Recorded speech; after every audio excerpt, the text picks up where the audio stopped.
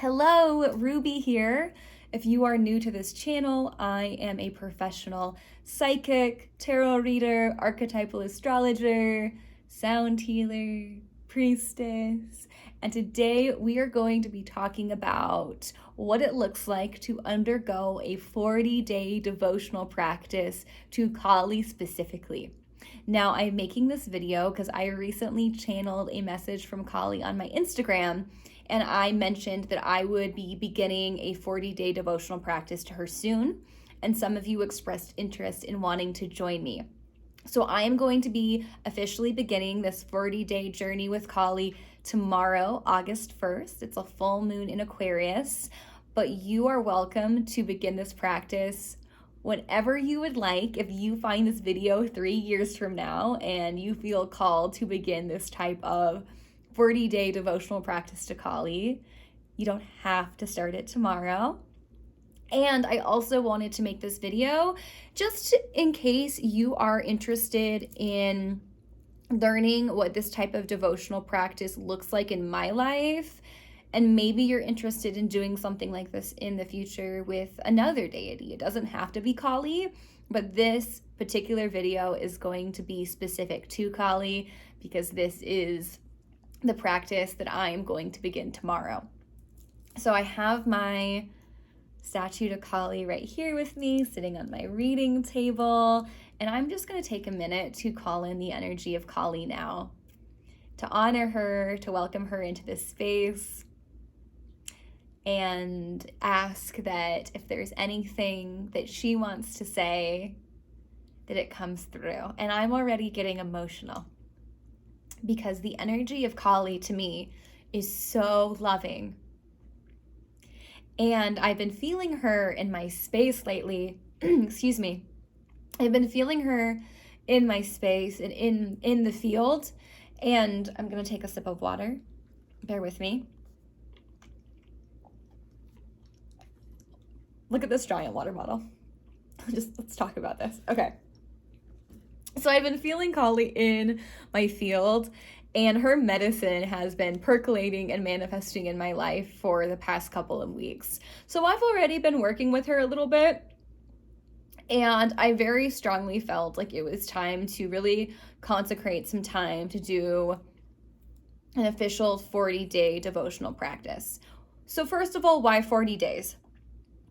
This is something I kind of came up with on my own, but it comes from traditional japa mantra meditation practice. Here are my japa beads.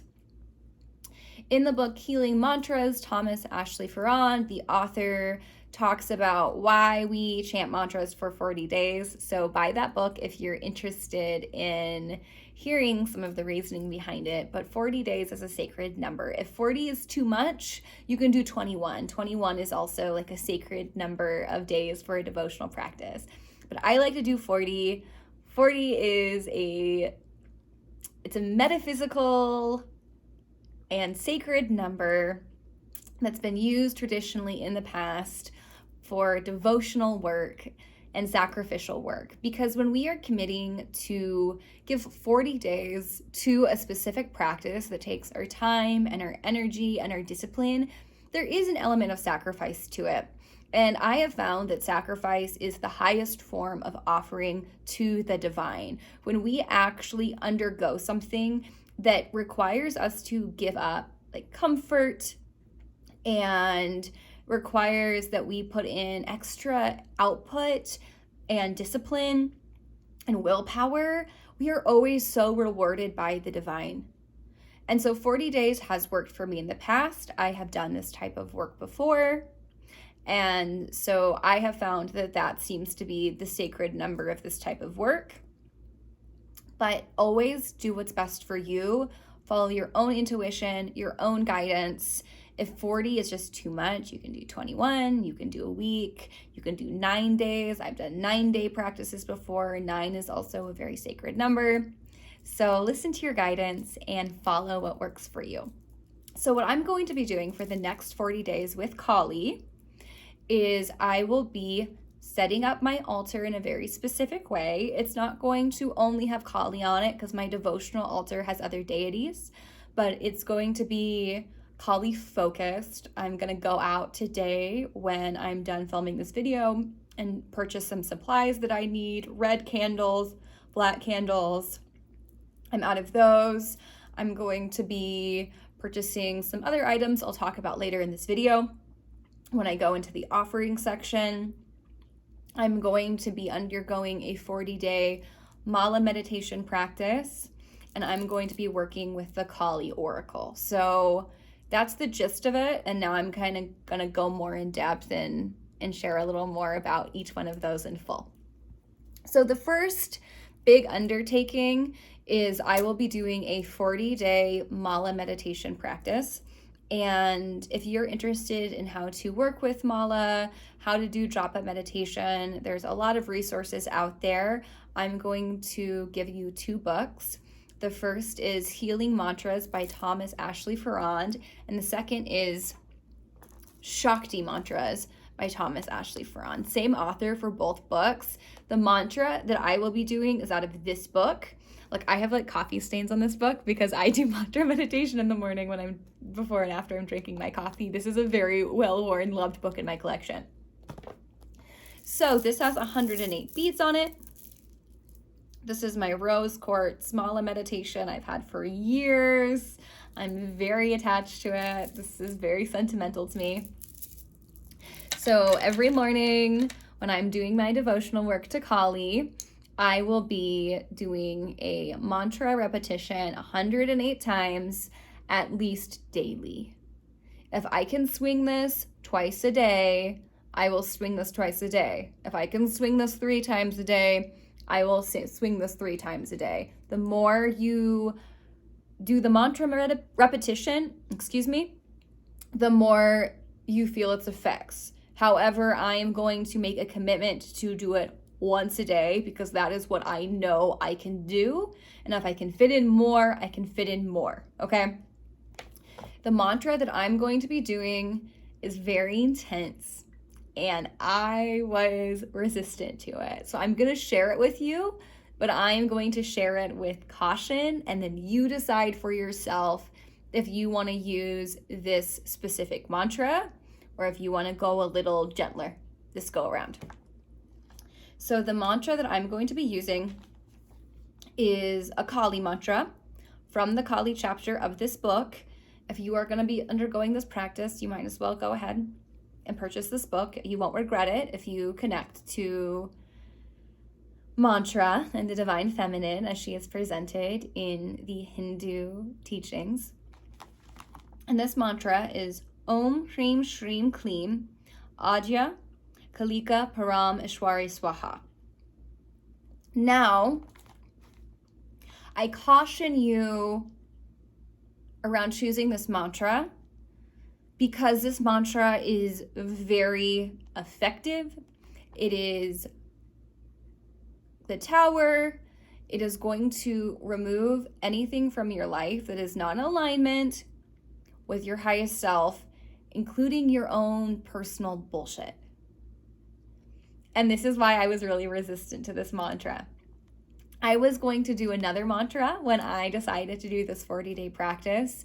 And the mantra I was going to use is Om Aim Hrim Kleem Chamande Vishe Namaha. It's technically a Durga mantra, but it's calling on the aspect of Durga that is actually Kali, because in one myth, Kali is created when Durga is fighting a battle against this really fierce demon, and it's like she's losing the battle, and then out of her third eye, Kali appears, and Kali just like saves the day. And the teaching in the story, or one of the teachings, is like Kali is the aspect of like divinity that is called on when like everything else is failing, and we need that fierce, tough medicine that is just going to clear the stuff and take out the trash. And so even though it's technically a Durga mantra, I feel it's appropriate for working with Kali. So if you are looking for gentler medicine, I would recommend the Om Aim Hrim Kleem Chamande Vishe Namaha mantra that you can find in this book under the Durga chapter. I find that that's a mantra that still really clears out what's no longer serving, because it's calling on this aspect of the divine feminine that removes lower energy.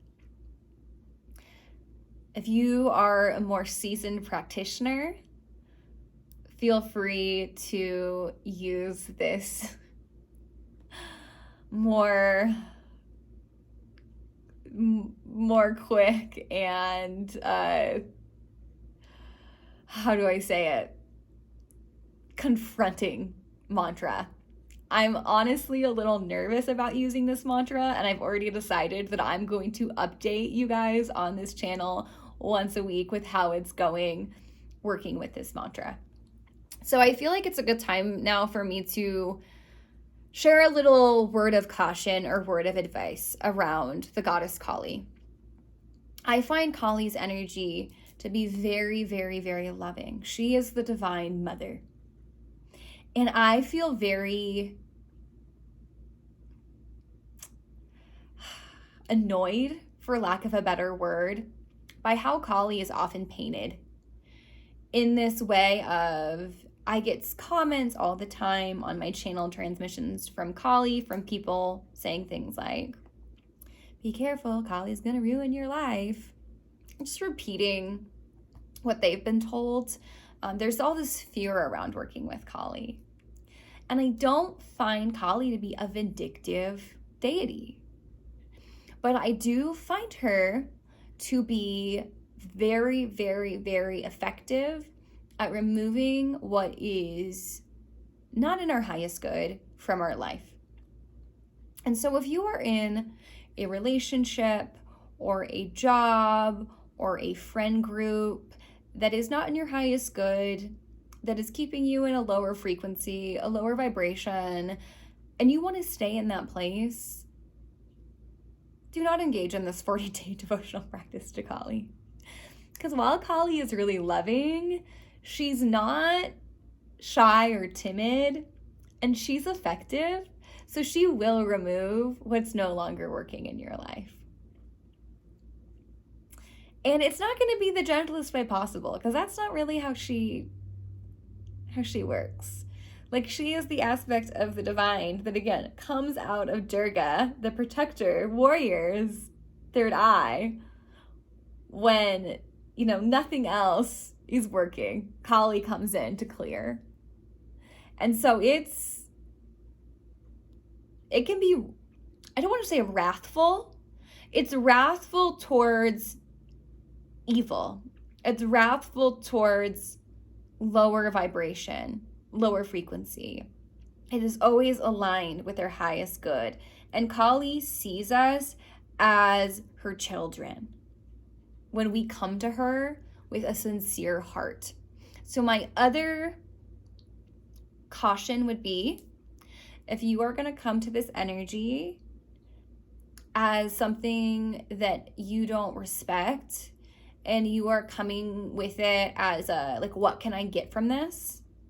If you are going to commodify this practice into just like a little piece of spiritual practice to help you, but you are not coming in with reverence, and you do not approach this energy that it is sacred and like it is holy and divine,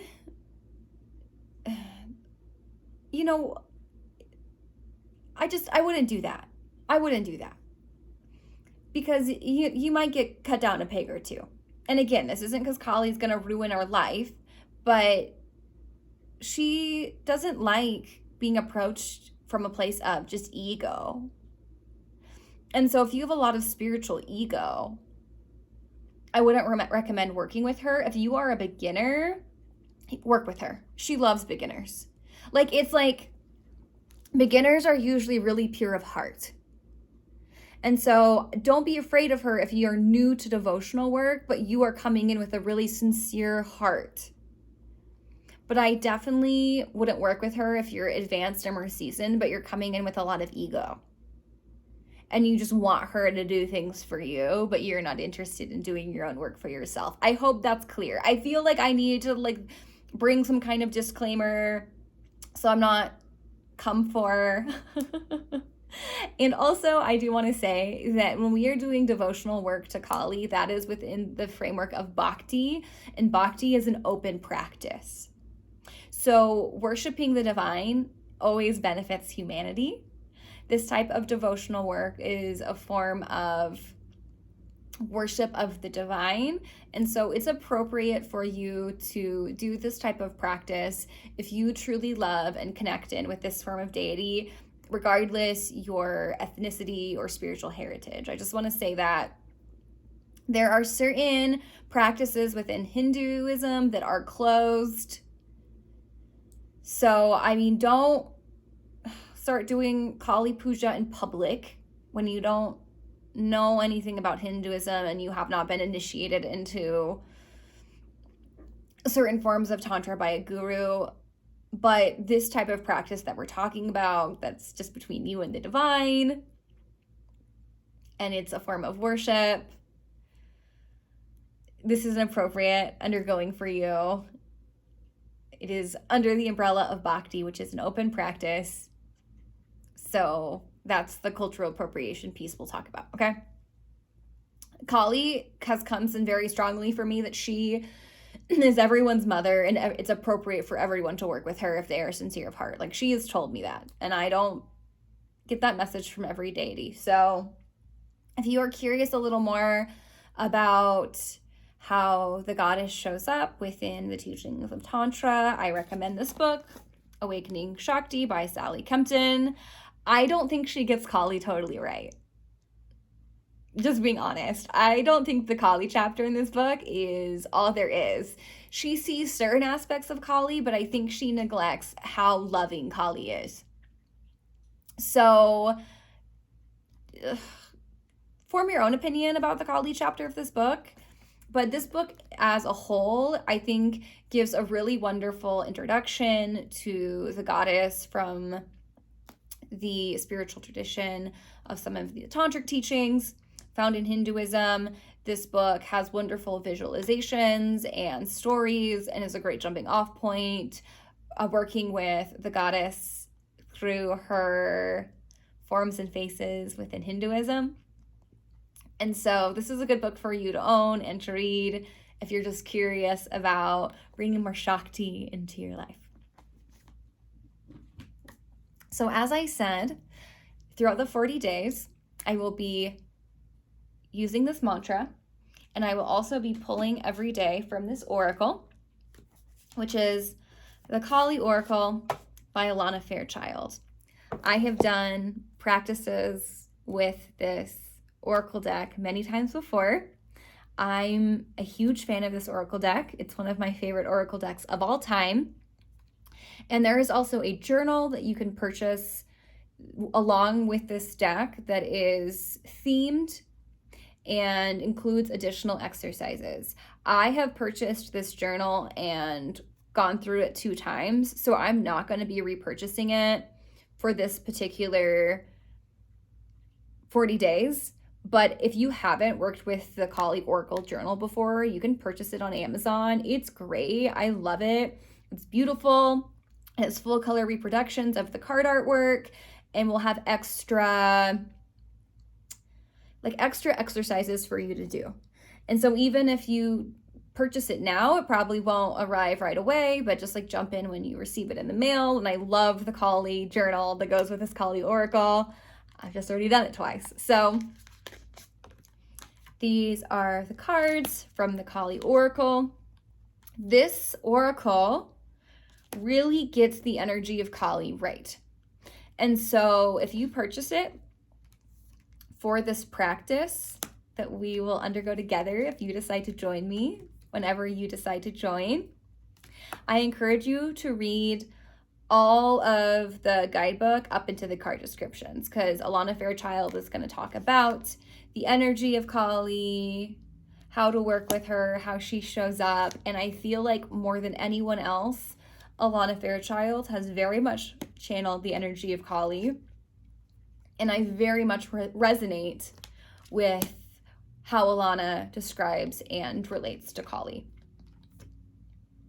So this is the Kali Oracle. There's also a pocket-sized version of this deck that I do not own, but will be purchasing sometime this week, just so that I can have some of this medicine when I'm out and about. I love the pocket oracles. I don't own the Kali pocket oracle.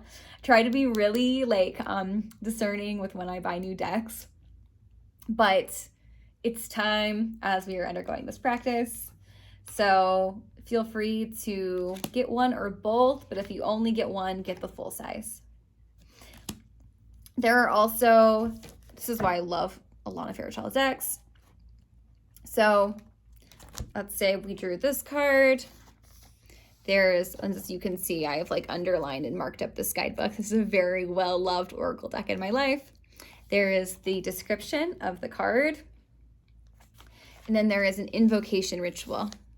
So I will be doing the invocation rituals along with the card work, along with the mantra work. So additionally, I will be leaving offerings for Kali, definitely weekly, as often as I feel I'm being asked to. So it may be daily. I will let you know what I end up doing as I update you on this process. Like I said, I think I'm going to be doing weekly update videos about my experience with this 40-day practice, because I'm doing a pretty intense mantra, and I think it'll be interesting even just for myself to document what comes through and like what it shakes up in my life. So I will also, like I said, be doing offerings and an altar. And there is this deck called Sacred Mothers and Goddesses. Here is the Kali card in the deck. And in this guidebook, the author gives suggestions for what to put on an altar and what like crystals and things like that to work with for each specific face of deity. So I'm just going to look up the Kali card, see what she says, and then let you know what I think, what I would add, what I would subtract if you are going to be setting up an altar to Kali. This is a great deck if you're new to working with faces of the Divine Feminine. I really enjoy it. Okay, so the author says that if you are creating an altar to Kali, for objects, a red altar cloth and black candles, representations of skulls, serpents, and lions. Lions is associated with Durga too, so if you're doing the Chamunde Vishe Namaha mantra, I would suggest that for that specific mantra. Bowls of rice and lentils, chocolate, gold, and bronze items. Okay, I would add for offerings to Kali, honey, garlic, and onions. I would add, let me see.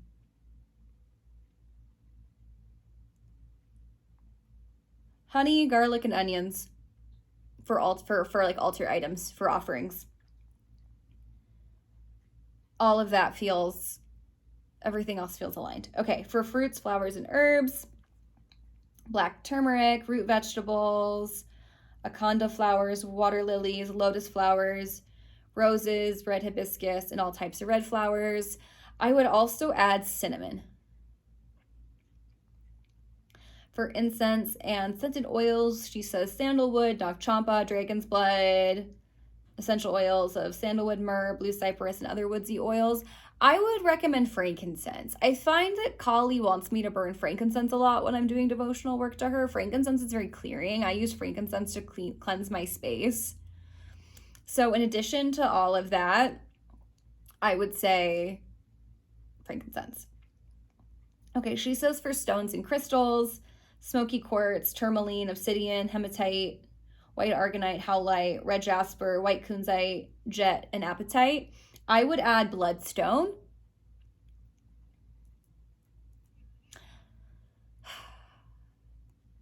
And you could use carnelian. You know, all the black stones you can obviously use to work with the dark goddess. They're very cleansing. I would also add dark moonstone. That's not in here. Okay, so this is dark moonstone. Kali, of course, as we know, is associated with the dark moon. And I find she's associated with the changing of the moon phases in general, because she's all about like endings and transformation and death and disillusion and all of these very cyclical, feminine structures. So, you know, white moonstone too, but black moonstone.